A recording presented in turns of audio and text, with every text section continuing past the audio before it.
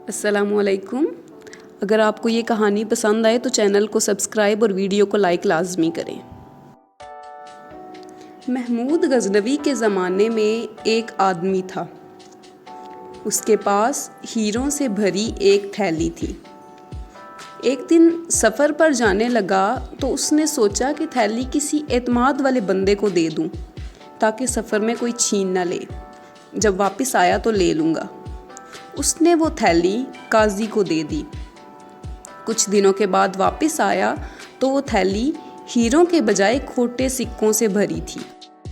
उसने काजी से पूछा तो वो नाराज़ होने लगा और कहने लगा कि देख, ये थैली कहीं से फटी है, जैसी तूने सी थी वैसे ही सी हुई है।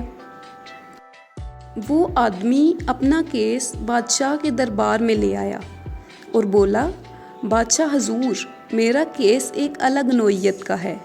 मेरी उम्र भर की जमा पूंजी लुट चुकी है। मेरा फ़ैसला कर दे। और फिर सारा माजरा बादशाह को बयान किया। बादशाह ने कहा कि मैं 3 दिन के बाद तुम्हारा फ़ैसला करूँगा। अभी मैं 3 दिन के लिए सैर पर जा रहा हूँ। और ये कहकर बादशाह ने दरबार बर्खास्त कर दी।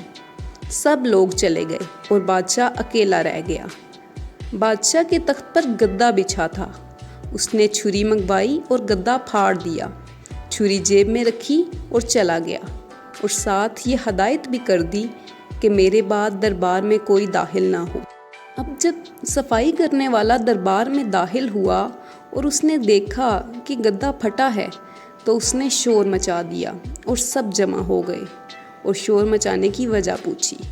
वो बोला कि बादशाह का गद्दा फटा हुआ है। बादशाह ने हदायत की थी कि दरबार में कोई दाखिल ना हो। अब वो गद्दा देखेगा तो हम सबको मार डालेगा।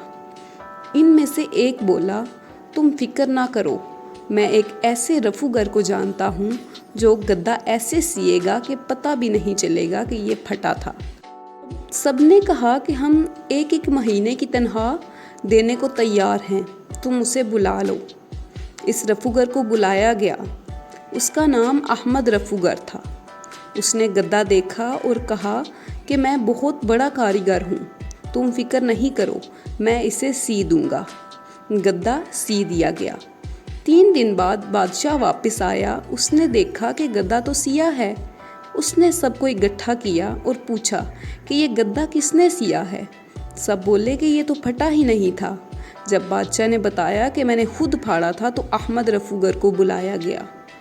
उसने बादशाह से कहा कि आपके तमाम खादमों ने मुझे कहा था तो मैं आया, इसमें मेरा कोई कसूर नहीं है, आप मुझे माफ़ कर दें। बादशाह बोला, हाँ, तुम्हारा कोई कसूर नहीं है, बल्कि तुम तो बहुत माहिर रफूगर हो कि मुझे भी पता नहीं चल रहा कि गद्दा कहाँ से फटा था। बस मुझे ये बता दो कि ये थैली भी तुमने सी थी। ये कहकर बादशाह ने थैली उसके सामने कर दी। पहले तो अहमद रफूगर परेशान हो गया, फिर बोला, ये थैली काजी मेरे पास लेकर आया था। उसने अंदर से हीरे निकाल लिए और उसमें खोटे सिक्के भर दिए। कुछ हीरे मुझे भी दिए और मैं ये थैली सीने पर रजामंद हो गया। अब काजी को दरबार में बुलाया गया। बादशाह उसे अकेले में ले गया और बोला, तुम हीरे वापस कर दो, मैं तुम्हें कुछ नहीं कहूँगा। काजी बोला, आप मुझ पर इल्ज़ाम लगा रहे हैं, मैं एक नेक परहेज़गार बंदा हूँ, ऐसी हरकत क्यों करूँगा। जब वो ना माना तो बादशाह ने अहमद रफूगर को बुला लिया। उसे देखकर काजी की टांगें कांपने लगीं, पसीना निकल आया और लफ्ज़ लड़खड़ाने लगे। बादशाह ने काजी को नौकरी से निकाल दिया। काजी घर गया तो बच्चों ने मुंह फेर लिया। बीवी ने बात भी ना की। तब उसे एहसास हुआ कि जिनके लिए गुनाह किया वो तो सब छोड़ गए।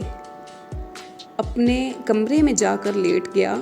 सुबह जब घर वालों ने दरवाज़ा खोला तो काजी उस दुनिया से रुखसत हो चुका था। ये तो बादशाह की अदालत थी। जब अल्लाह की अदालत लगेगी तो अहमद रफूगर नहीं बल्कि अपने हाथ पांव गवाही देंगे। इस अदालत में सज़ा से बचने के लिए गुनाह छोड़ दो। اللہ تعالیٰ ہمیں گناہوں سے بچنے اور رزق حلال کمانے کی توفیق دے، آمین ثم آمین۔